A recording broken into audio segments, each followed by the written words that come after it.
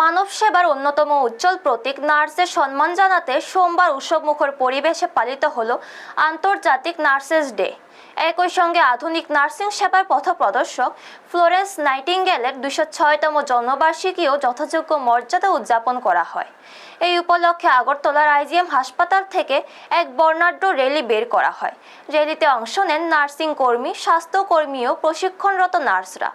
Banner, festoon ও বিভিন্ন সচেতনতামূলক বার্তা নিয়ে র্যালিটি আগরতলা শহরের বিভিন্ন গুরুত্বপূর্ণ পথ পরিক্রমা করে পুনরায় আইজিএম হাসপাতাল প্রাঙ্গণে এসে শেষ হয়। আয়োজকদের পক্ষ থেকে জানানো হয়, সমাজে নার্সদের অবদানকে সম্মান জানানো এবং স্বাস্থ্যসেবায় তাদের গুরুত্বপূর্ণ ভূমিকা তুলে ধরতেই এই কর্মসূচির আয়োজন করা হয়েছে। পুরো অনুষ্ঠানে উৎসাহ ও উদ্দীপনার পরিবেশ লক্ষ্য করা যায়। ব্যুরো রিপোর্ট, নিউজ তৎকাল 24। International nurses day.